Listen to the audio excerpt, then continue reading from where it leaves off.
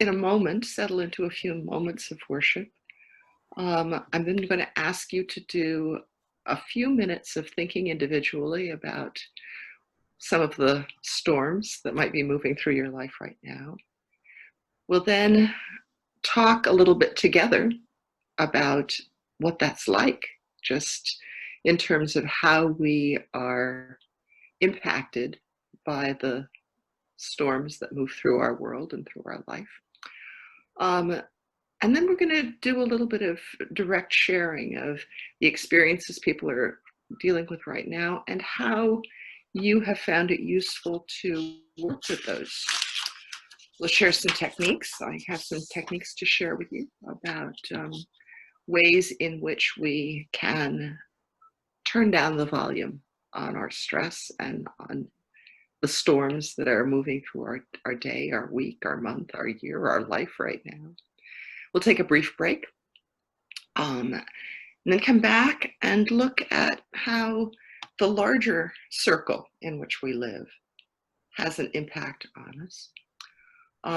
We'll talk some about whether different kinds of stress reducers work better for different kinds of stress than others, and how to figure out what to do when you need a way of turning down your volume a little bit. And then I have some coping techniques to teach you, and hope that you will also share some of the techniques that you've found useful. So that's kind of the overall shape of our hour and a quarter together.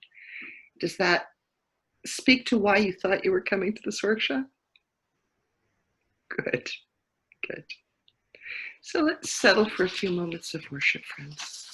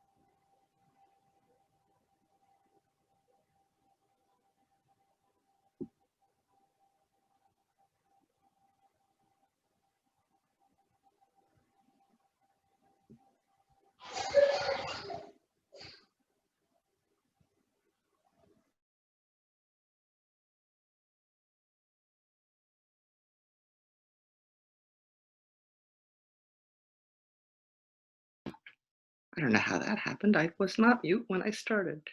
Um, Welcome to those friends who've just joined us. I promise we are not going to spend our entire time in silent worship, although it's tempting sometimes. What we are going to turn to do right now is I'm going to ask each of you to find something to jot something down on. It can be your computer, it can be a piece of paper, whatever works for you. And I'd like you to think about what the storms are that are moving through your own life right now.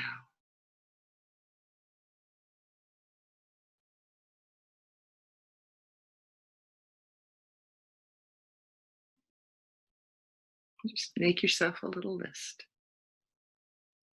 or perhaps a big list.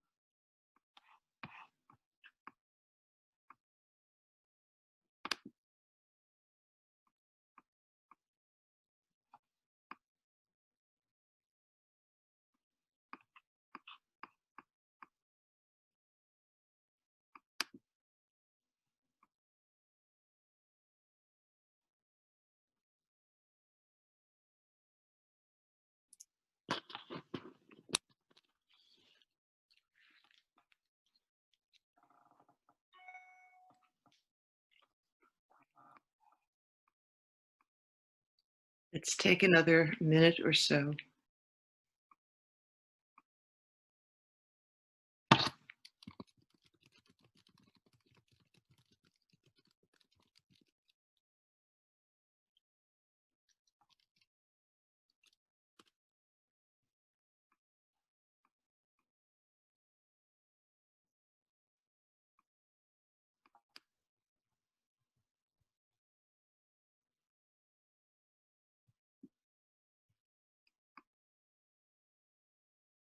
So have most of you had the opportunity to come up with a couple of storms that may be floating through your life right now?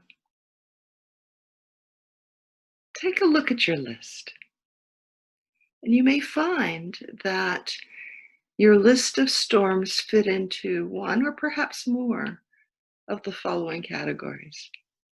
The internal, personal storms, those things that are really about us. The storms that are within our very close in community, whether we're talking about our family or perhaps our meeting, but kind of the nuclear community that is closest into you. Then there are the storms within our broader community, perhaps our town, perhaps our country, and then the existential threats, the storms that are larger than our own individual life. As you look at your list of storms, do those categories seem to cover what's going on for you right now? Or are there things that fall outside of that? Anybody willing to share an internal personal storm that's coming up for you right now?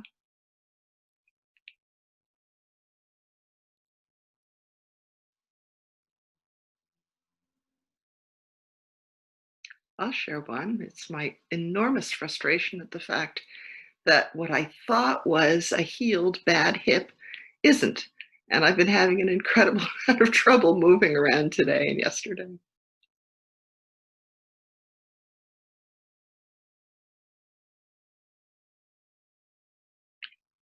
Other things people might like to share.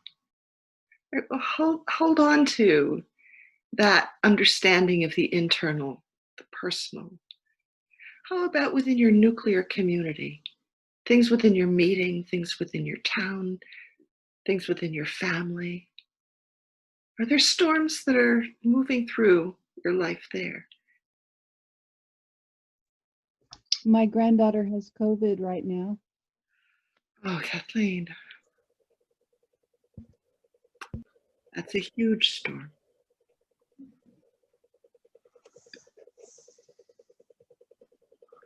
Grandkids and getting them to school. Just some are virtual and some are not. And They're all in our household. And the complications and the worries that Mhm. go along with that. My goodness. My brother-in-law has been living in a nursing home. He's a good bit younger than me and my husband, but he's been in a nursing home. This is his 4th year. And he is determined to get out. His problems are mostly psychotic. And it's just unbelievably stressful. I do not think that he will be able to function well out of the nursing home, and Danny feels really compelled as the big brother to facilitate letting him get out and letting him see what happens. Mm. And the burden of the pieces is going to fall on me, and Danny knows it and I know it, and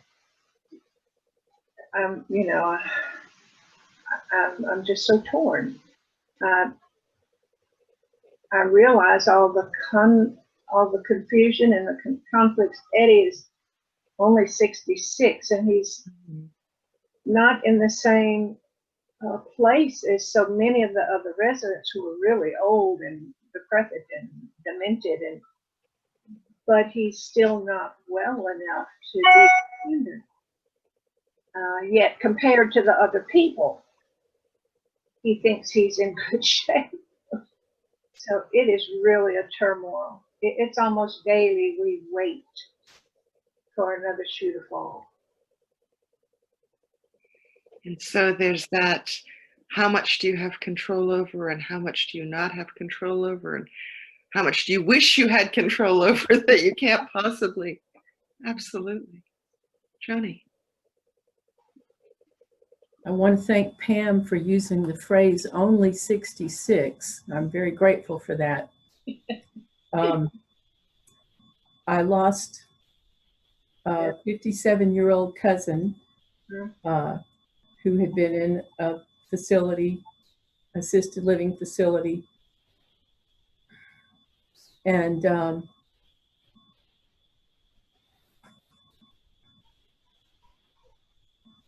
I have another PET scan coming up next month about my cancer status.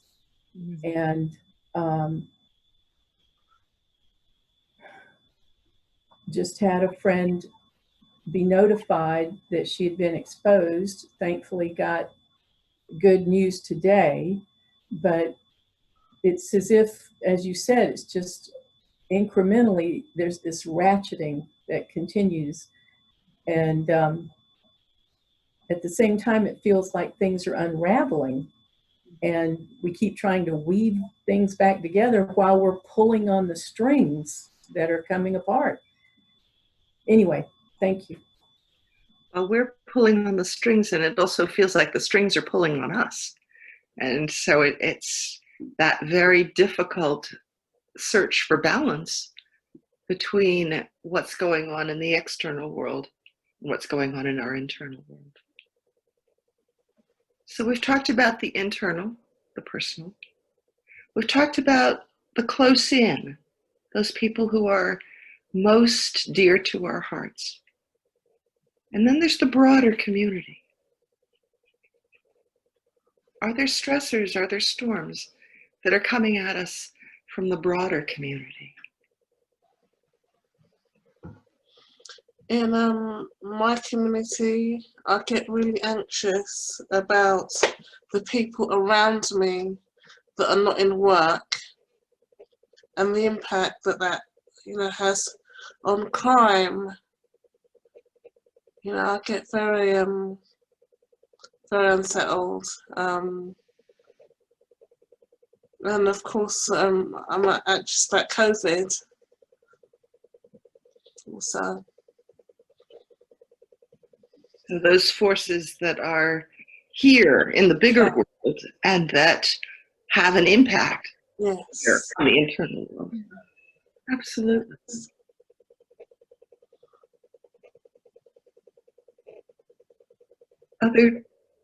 Megan.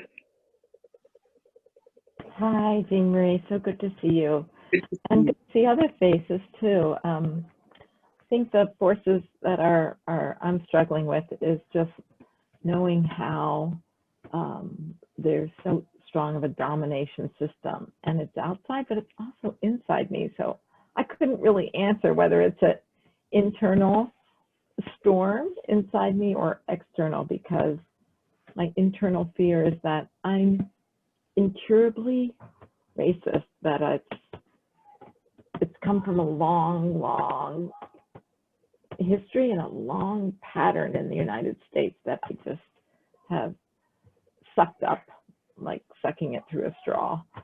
And on my own questions about that is that I have a 13-year-old foster granddaughter that my son is about to take on, probably adoption, but I don't know. And that is going to happen. And the child is Mexican, and I don't know how to be a grandmother. I don't know my new role. One, a grandmother to a teenager. They're in Colorado. Mhm. And also the fact that she's another, she's a non-white. I'm not sure how she identifies herself, but she's from Mexican descendants. And so I think the global impact is just, there is so much generational violence that white bodies and white families have too. And so there's fear in that for me. I get petrified.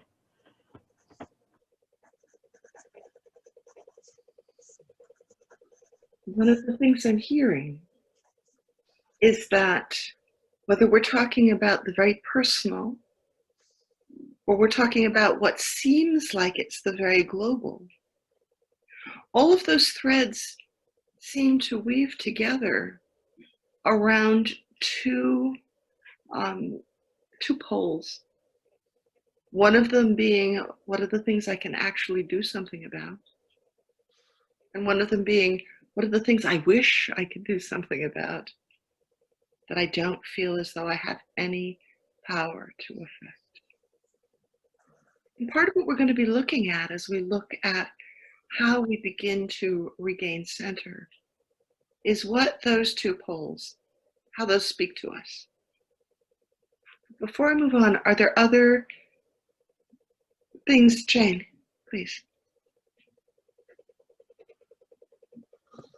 I live in Houston, and until recently I made my living as a safety engineer. But I often think of my anxieties as some kind of an iceberg. And the very bottom layer of this iceberg are storms and hurricanes in the Gulf of Mexico. And I always have this feeling that as soon as there's a blob somewhere out there, that it's headed right for me or mine, or our meeting house. I know that that's as irrational as it comes, but I can't stand to not watch the weather 4 or 5 times a day this time of year. And I wonder, Jane, if it gives you, at least sometimes, the illusion of a little bit of control. To at least know what's coming. No, absolutely no control. The only difference is that sometimes my rubber boots are right by the front door, and sometimes they're in the hall closet.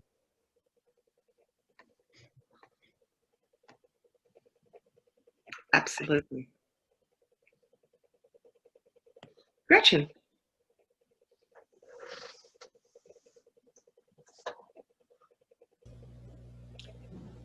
I'm concerned about our meeting and how we have been getting along so far with the Zoom worship on Sunday. And I'd say about half of the regular members and attenders are comfortable with the Zoom, and about half are not. And on Wednesday, we had a business meeting and determined that if the virus statistics remain in the safe zone for another week, we can begin having outdoor, what we call porch worship. And I am so relieved about that, because I feel I make a lot of phone calls and I hear people missing the worship and not finding a meaningful experience through the Zoom. So I'm just hoping that we can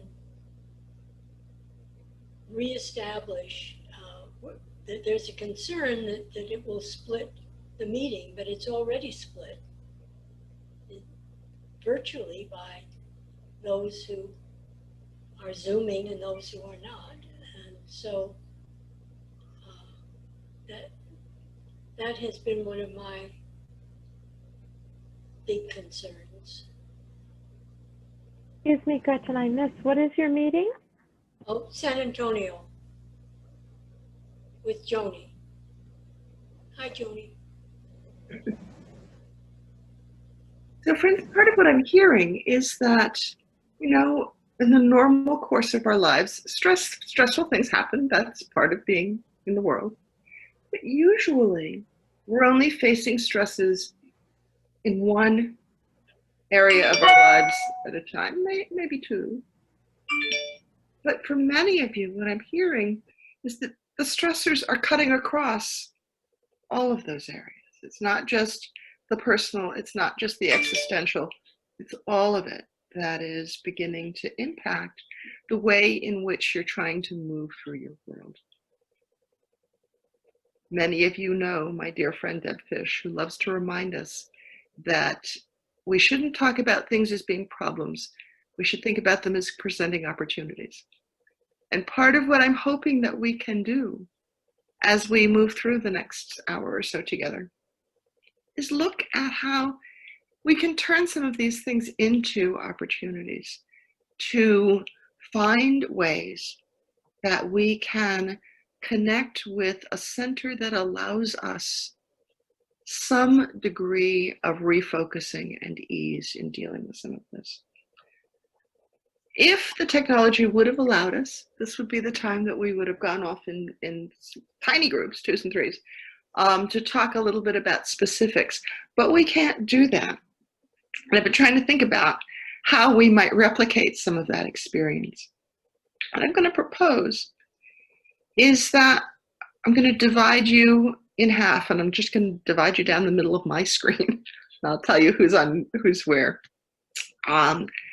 And what, well, how many of you are familiar with fishbowl techniques?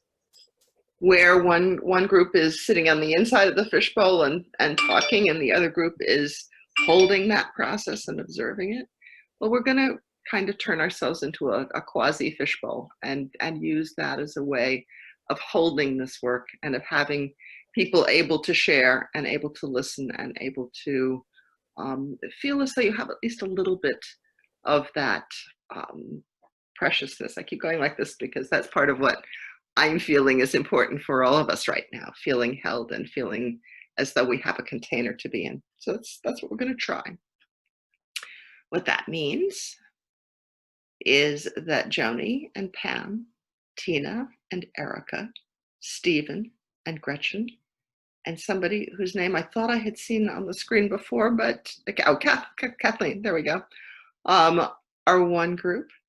Everybody else is in the other group, okay? What I want to do is to have the group whose names I just mentioned think about one thing that you have tried that you've found useful in calming yourself when you're feeling anxious.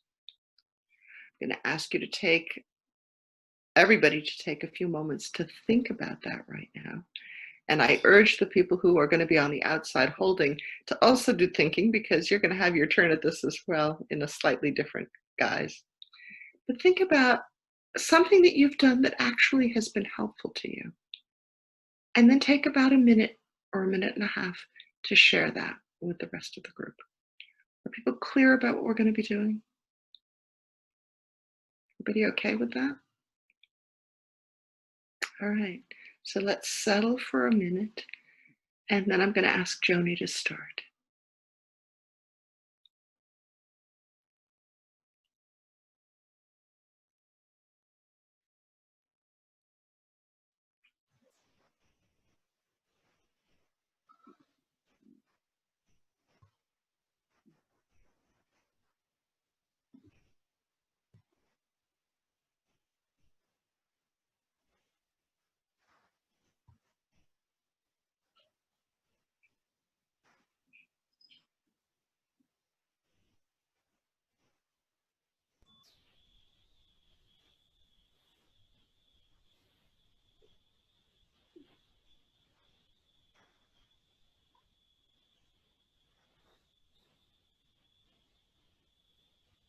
For some reason, if I write things down as if I am documenting or bearing witness, something about being able to put it on paper maybe helps get it out of my system a little bit. There are times when I feel a measure of relief to, I guess it's a form of speaking it.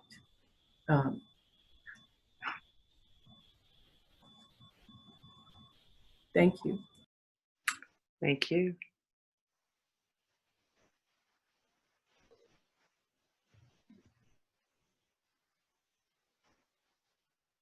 Pam, are you feeling able to share next? From my yoga practice, which is not happening right now,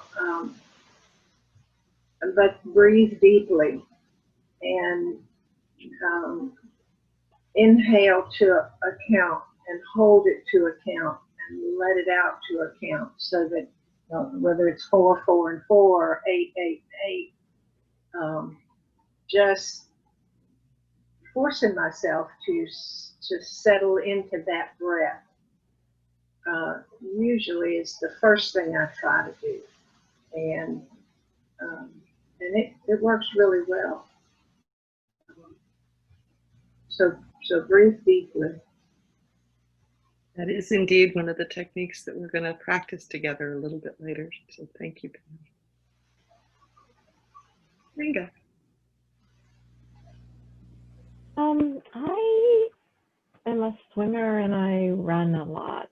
And so being outside under the sky and like not swimming in a chlorinated pool so much, but that really helps me to be not just in nature, but somehow engaged.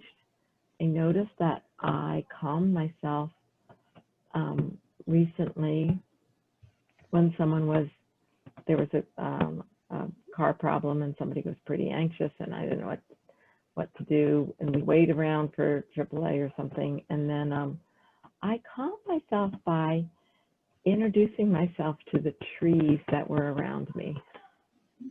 So I just kind of invited a relationship with these trees as if they're human beings, knowing that my little world of, a car engine problem is not the biggest thing in the world, even though I might lose a half a day trying to fix the car. Thank you.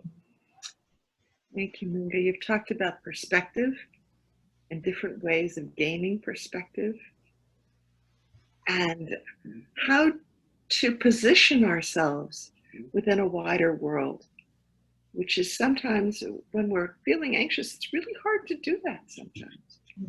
We've also talked about a physiologic response, which I want to tie back to Pam's breathing thing, which is that when we swim, not only are we breathing rhythmically, but we're also immersing our face in water. And unless you are somebody who's frightened of water, and clearly this wouldn't work for those folks, but one of the things we know is that if you immerse your entire face in cold water, it actually lyses the anxiety. It helps the anxiety to decrease the physiologic response. And so clearly for most of us, going off swimming is not something we can do at the drop of a hat.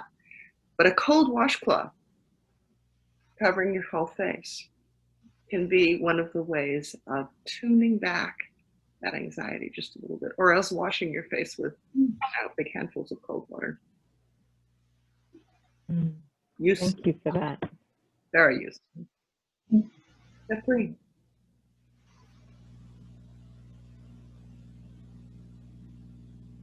Well, I have one very non-esoteric, probably unhealthy way, and that's eating some ice cream.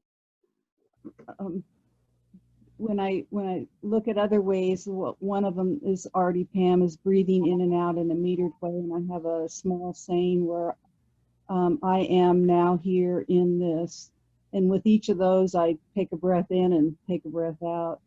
And the other thing that I've been doing for about a year now is listening to a singing bowl meditation CD that I have, and I've probably listened to that. I can't even tell you how many times I've listened to that, hundreds of times. I find that very calming. Thank you. Thank you, Kathleen. And I think the remembrance that things outside of ourselves can come in and help us to reground inside. It doesn't have to be something that we've created from the inside. I love the singing bowl. They're marvelous. Gretchen. Well, I'm very fortunate that I have a potter's wheel. And last month or so, I've been working with it. I find working with the clay, centering it, feeling it, it's not something I can do with my eyes closed. I find it's very close to needing for worship. And working the clay, and sometimes I don't even save what I make. I just, smush it down for another time. But I find that has an enormously calming effect and joyful. I feel happy as a result of being able to just completely immerse myself in something that is very physical. And requires focus and can be both marvelously creative, but also just messing about with mud, which is a great feeling. Something most of us tend to think we ought to leave behind when we're little kids, and it's not true at all. Gardeners have the key to that, right? We say we're creating beautiful things in the garden. We're just really messing around in the mud. Let's do one more. Tina, you want to share?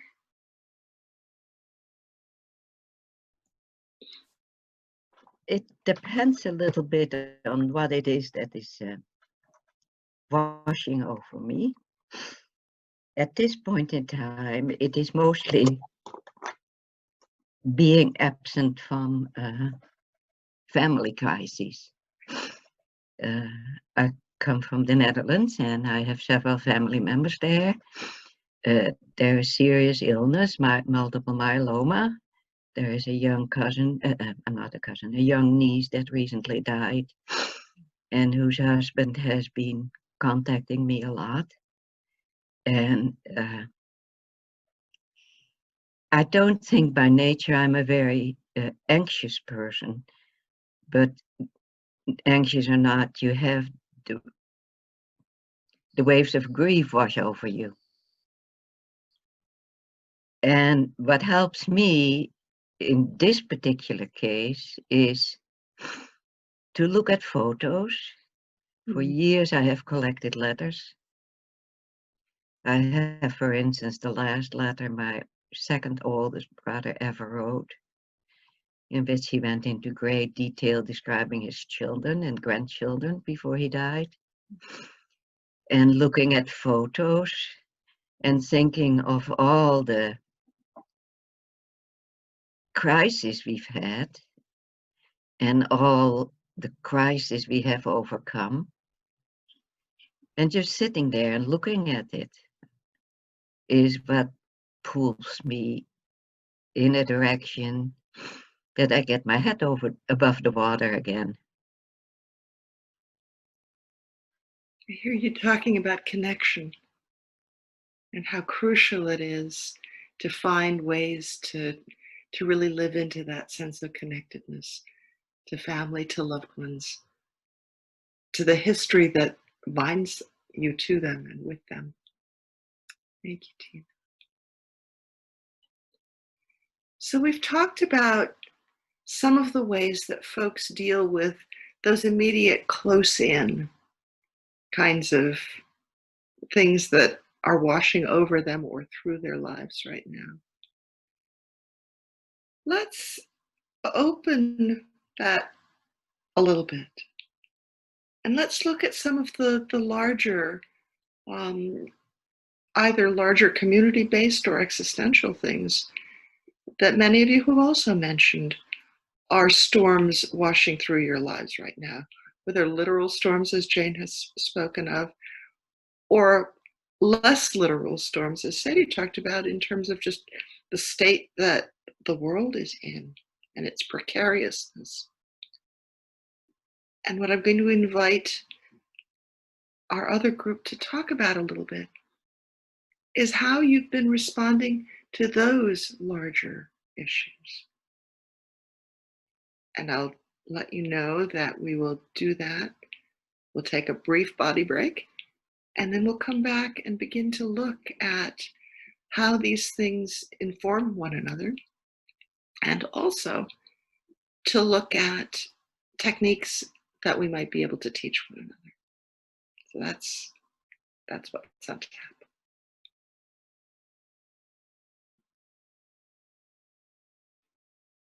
David, I'm hoping you're going to be willing to participate with us. Good. Would you like to begin? Sure. Well, literally the storms. I mean, Jane mentioned, the storms where she is. Here in Arkansas, we get the lessened version of all that. By the time it gets here, it's just usually some rain, and the worst we have is a power outage. But of course, we do have tornadoes and that sort of thing here. But I grew up on the West Coast in California and had relatives, and still have a brother and sister-in-law in Oregon and a nephew. And the fires there are just so horrific. I mean, it's just cataclysmic, obviously. And so, it's one of those things. What can you do? I can't change the weather. I can try to stay in touch with folks and, say, well, how are you doing now? And usually it's, well, we got a lot of smoke, but we're fine. But it's frightening. And my wife's son is also near the Sacramento area, and fire is very, very close to where he was. So, yeah, it's just and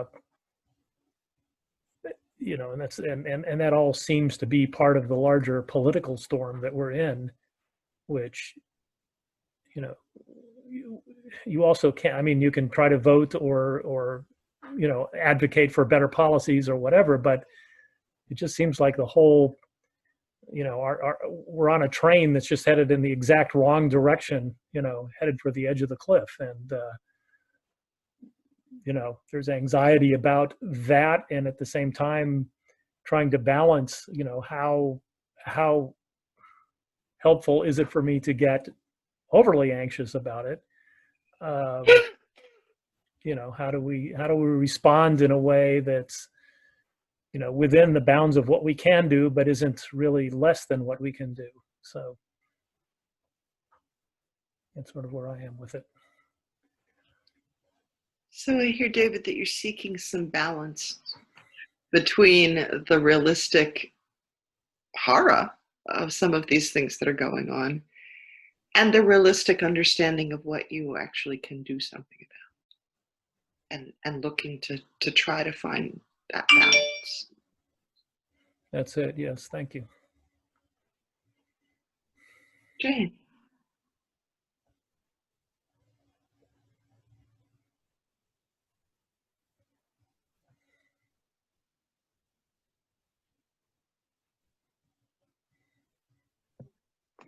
Sorry, I lost my cursor. I make lists, and I'm basically, my nature is as a fixer. So I try to think about what pieces of something I can do something about. Or that maybe I could do something about, or that somebody else could do something about if I flagged the item for their attention.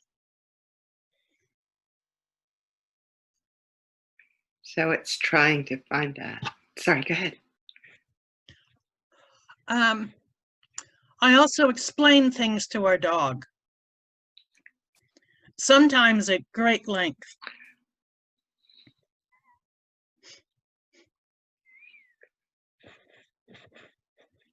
I love that.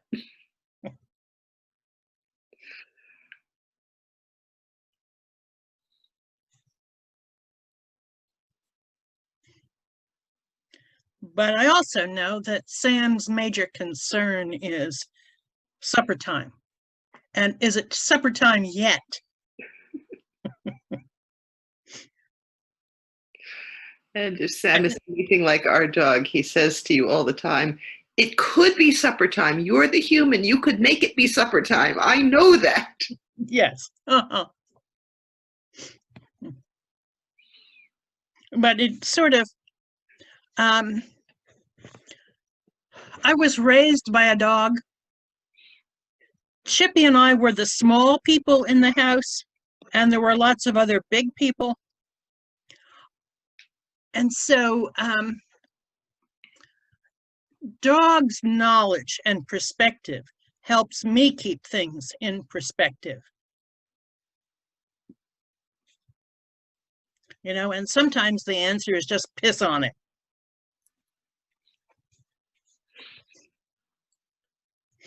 Thank you. Dogs are great at perspective. And we have a note in the chat from Erica saying that, sorry, I have to leave to pick up daycare kid. My go-to activity to calm myself is singing. Sorry, I can't stay.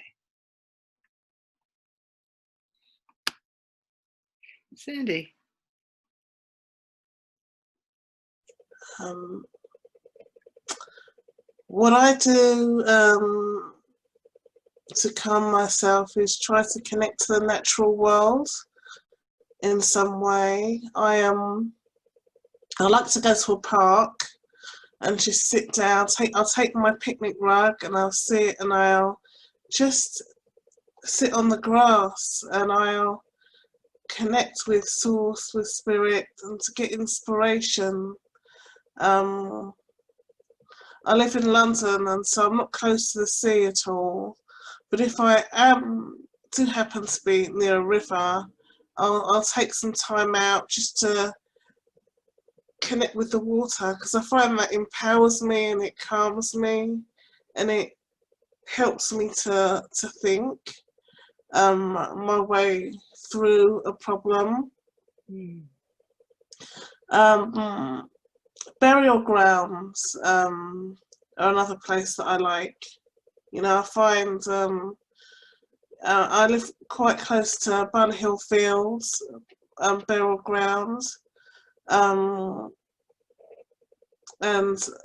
yeah, I mean William Blake rests there, as does John Bunyan.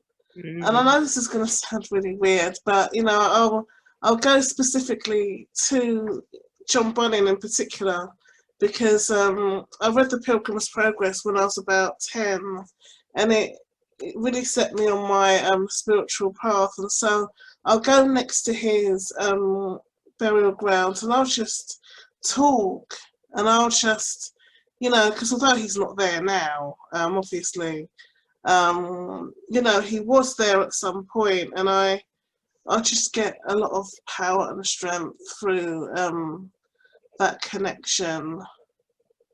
But I would say that the natural world, you know, just being outside, rain or shine,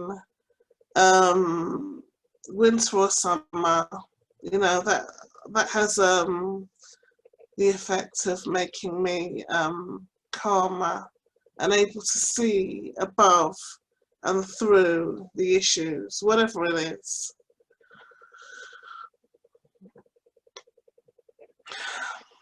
Thanks, Sandy.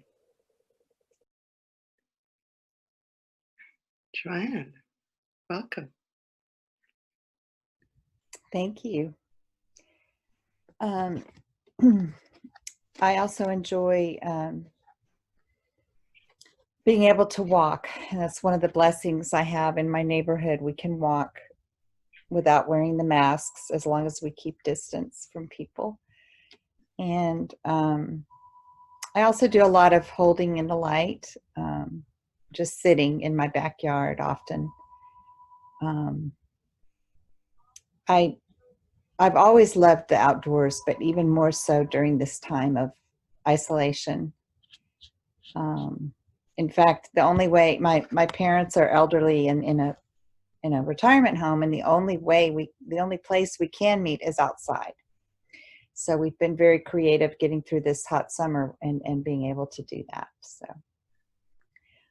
thankful for that. And I take breaks from the news.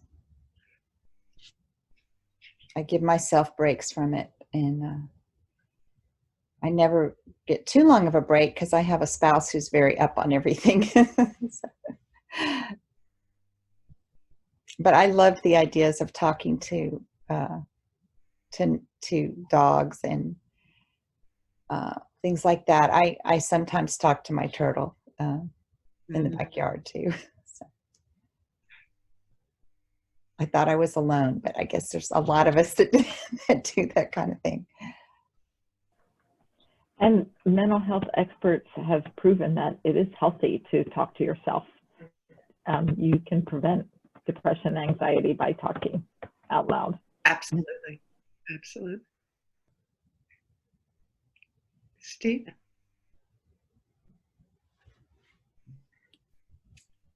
You may have seen the puppy that's all grown up. I accepted into my household 8 pounds. Oh. and it's now something like 40. It's been in the screen. So that's bringing a toddler into one's life and household takes it one day at a time. But we also emerged from the drench of beta, 10 to some odd inches. And yet 40 years ago, the shared house that I rented in Detroit, Oregon, burned down last week. I was a renter then. It's not my house now. Haven't been back, but it just is sort of why them kind of thing. It really is catastrophic up there.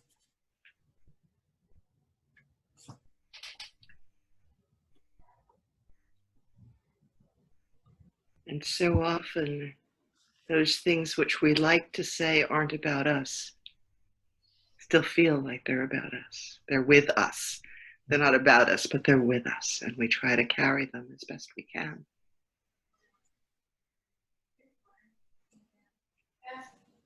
David and Kathleen, in your own order. So we were kind of talking this morning about some of this.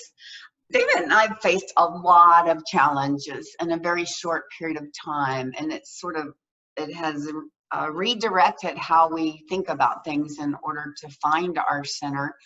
I had a brain aneurysm, and that was a several-year process. Had to eventually have surgery, and then David was diagnosed with a rapidly advancing form of Parkinson's. Then I was diagnosed with rheumatoid arthritis. Then David was diagnosed with Parkinson's dementia, which is not like Alzheimer's. That part of his brain that we love is here. And then I was diagnosed with vascular mild cognitive impairment. And so after making endless plans and anxiety and and all the lists and all the, we finally decided that we have allegiance to one thing now, and that is joy. We have allegiance to joy. And if we have allegiance to joy, community and everything else is going to work out. So we get up and we go, what is going to make us feel joyful? And sometimes that's doing pottery, and sometimes that's writing, and sometimes it's going outside in nature. And if there's something that isn't going to make us feel joyful that's on our list, do we have to do it? Okay, we have to do it. Do we have to do it today? No, we don't have to do it today. The day will come when we wake up and go, you know what? We feel like doing this, and when we do it, it will simplify our lives and we will have more joy. And I wish that the way I think about things now is the way I had thought about it in my 20s and my 30s and my 40s. It's really the gift. I think it's a gift that comes from all of these challenges. And also just the shifting of time. I mean, people worry so much about people that have dementia in their family, and they'll say, they don't know me, and I go, they think I'm a child, and I go, maybe they know you at the moment that they loved you best. Wouldn't that be who you'd want to be to them? And so that loss of this everything is so linear, and you're going, okay, did I just do this, or was I thinking about the fact that I did it yesterday, or was I planning to do it tomorrow? That's another thing that desire that we all have to live in the moment is much easier. And so it's much easier to just live in joy. And so that's how we're kind of doing it. You got something to say, sweetie?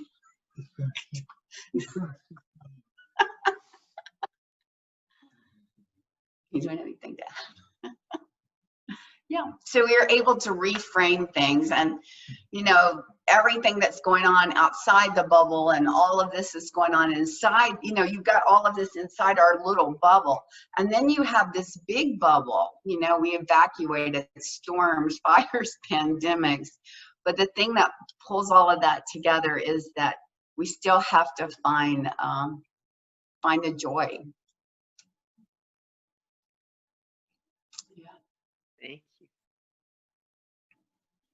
call to my mind three of my favorite questions that are a wonderful frame for when you're feeling frantic and overwhelmed.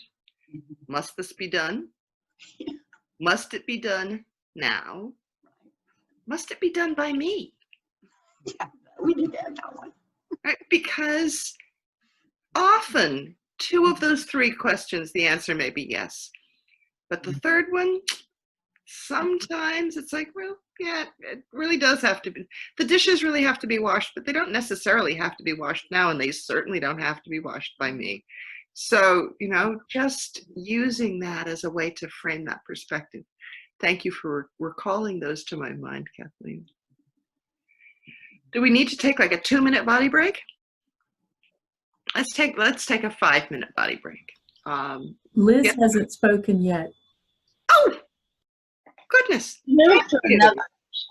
Her box moved. Her box moved. Her square moved, and so I lost track of her. Thank you so much, Pam, for noticing that. Liz. Hello, yes, those squares, they are very slippery. That's what I think of them. I mean, I'm grateful that I do community organizing work, because otherwise I would be much more frantic about the things outside my immediate community. But I have really been making sure that I've been walking 3 miles. I've been walking 1.5 miles to a park, and then I've been teaching myself Tai Chi by video. And it's the breathing and the stretching and the looking backwards and forwards and right and left. It's been very, and then looking up at the sky every day in the midst of it's actually a place where there are trees, multiple trees in one location. And it doesn't solve everything, because there's a lot of stuff that's still scary and annoying, but it allows me to be centered every morning, and I'm very grateful for that.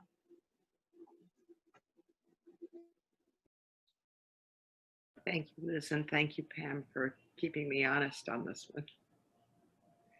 So do we need a 5-minute break, friends?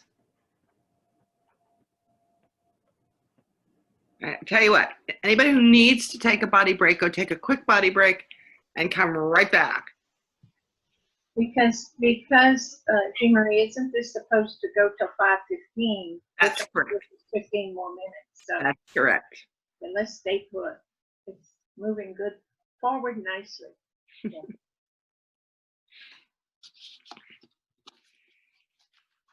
So what we've talked about is a variety of the ways in which we can seek to calm ourselves.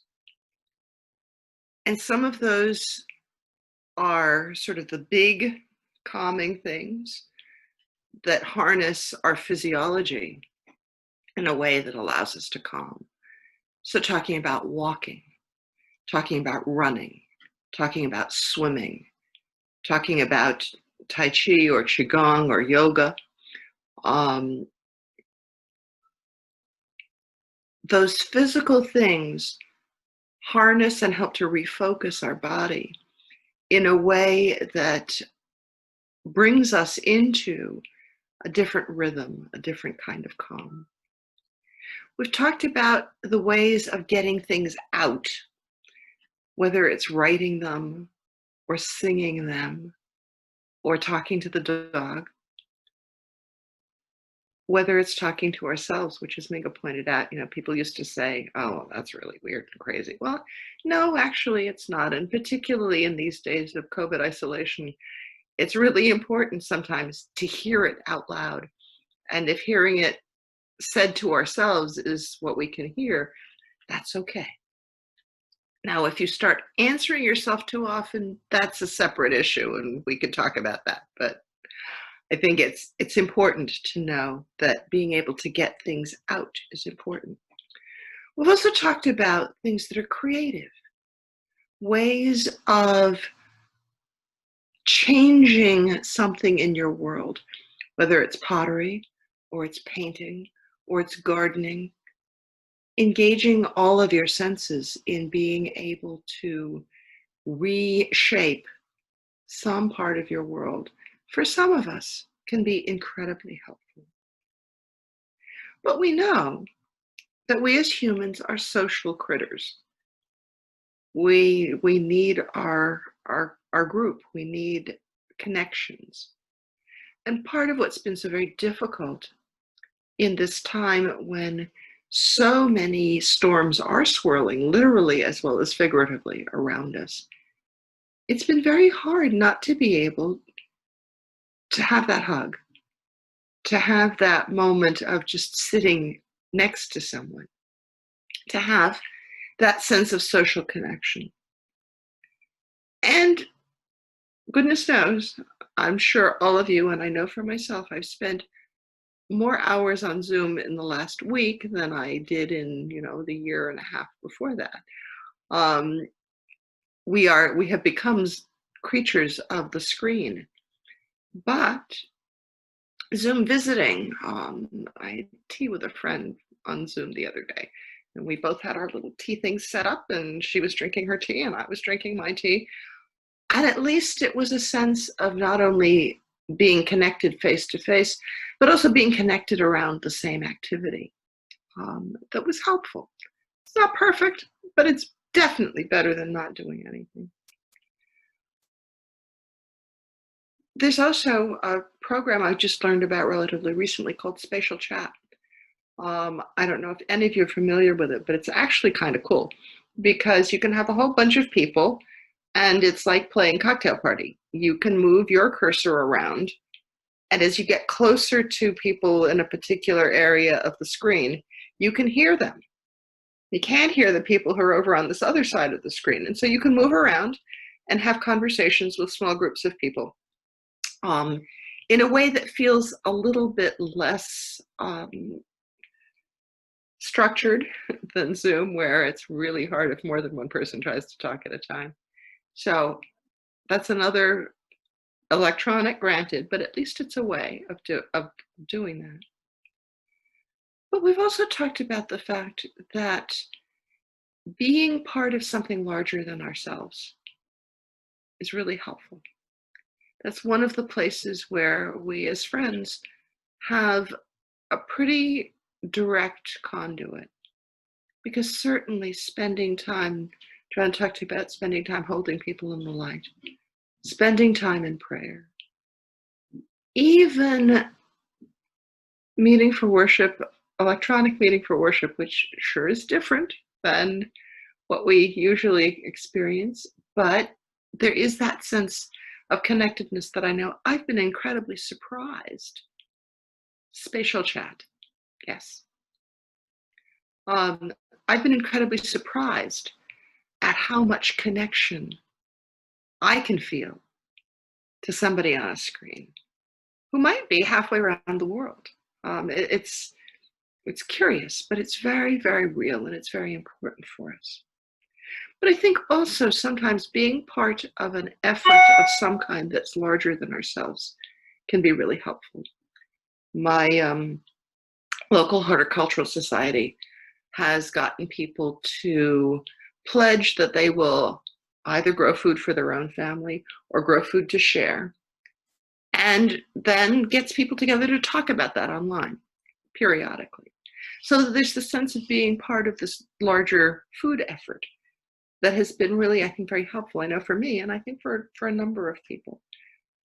And growing things to share is a wonderful thing, just in terms of the way in which it connects you outside of yourself. I want to take a few moments to teach a couple of techniques that may be new to you,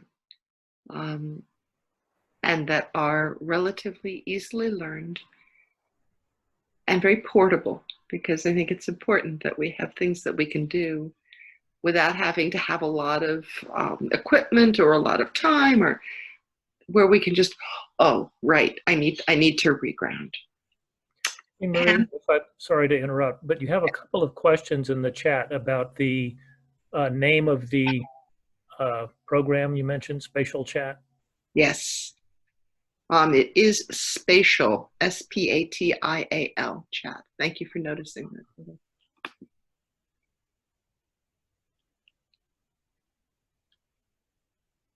So I want to start with a breathing technique.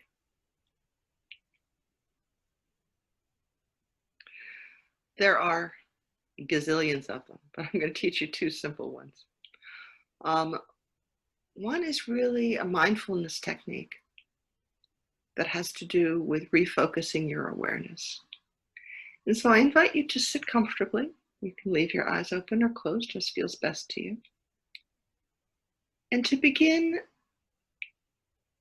by taking a breath. And as you take that breath, notice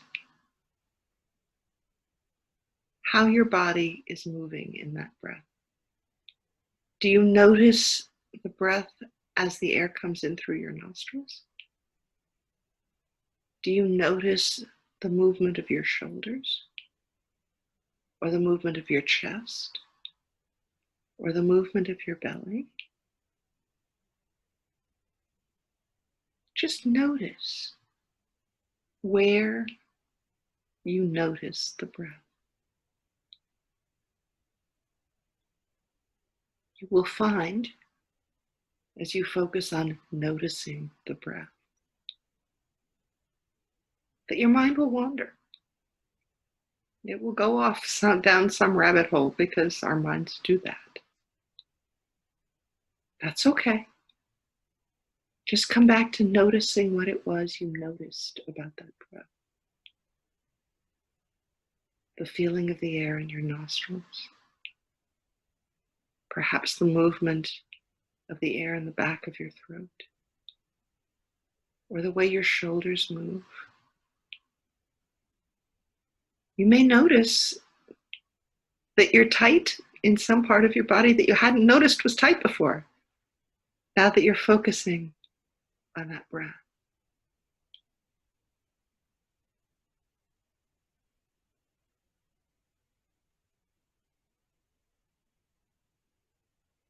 And then take a good deep breath. And as you let it out, notice the difference between how you feel now, and how you felt when you began to notice your breathing just a minute and a half ago.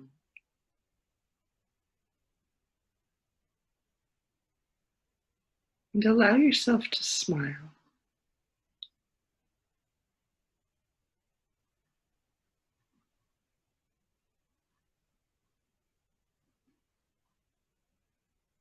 And as you're ready, open your eyes and come back into this space.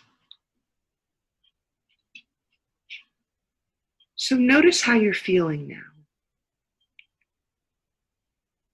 I'm not going to do anything with it. I just want you to notice. And we're going to try one other breathing technique.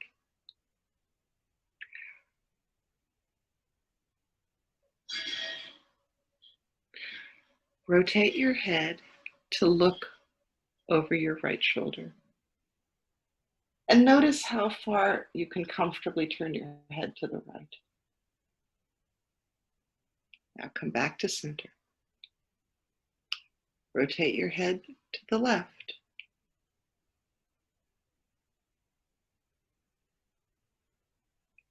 And back to center.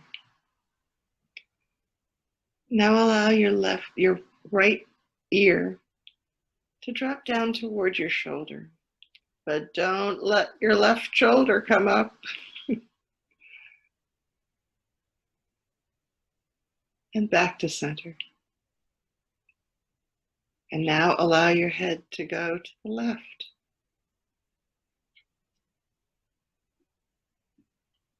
And back to center. Rotate your head to the right.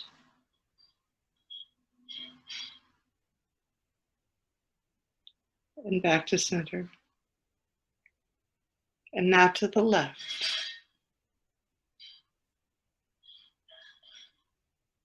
And back to center. Now rotate your head to the left again, but look to the right with your eyes. So your chin is toward your left shoulder, but your eyes are looking to the right. And back to center. Now rotate your head to the right and notice how far past where you rotated the very first time your head will comfortably rotate to the right. For many people, there's a difference of 5-10 degrees of rotation. And you may notice that your shoulders don't feel quite so tight anymore. That particular head rotation thing is something that I've asked half a dozen neurologists why it works. And all of them have told me they have no idea why it works, but it does work. And it only works if you do the eye rotation in the opposite direction. I don't understand why, so I cannot explain it to you, but I've become very much of an empiricist in my life. If something works, I do it, even if I don't necessarily understand it fully.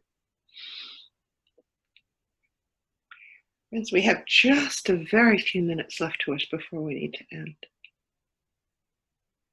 And as we settle into a few moments of worship together, I would encourage you to lift up anything that is a takeaway for you in this.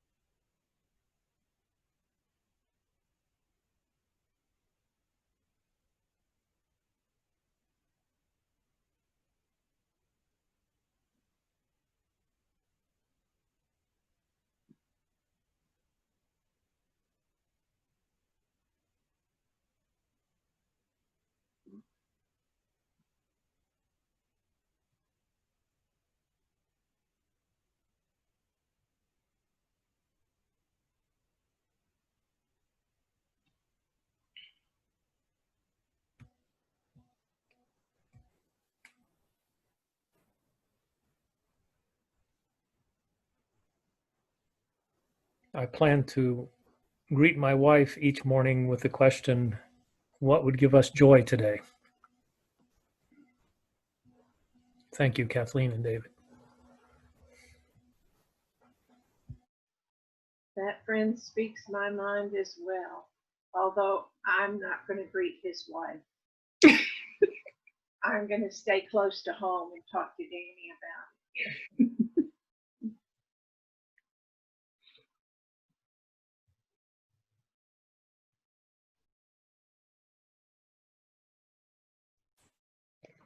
I want to thank for this exercise of turning your head. I am sitting in my office and I'll do a lot of work here. I usually don't look up. But when I look to the right, I see I have several posters there. One of them is of the coming down of the Berlin Wall. And another one is of the Little Rock Nine, who was taunted when she tried to integrate and now is best friends with one of the women who taunted her. Ahead of me is a photo of my sister and her husband. Next to it, something my son-in-law made for me, a wonderful drawing. Then a friend who, after I read a story about how much I love the Netherlands, but also America, who made a painting combining two landscapes. And I had forgotten how much love there is in my office. So thank you for letting me see it again. Letting me see it again.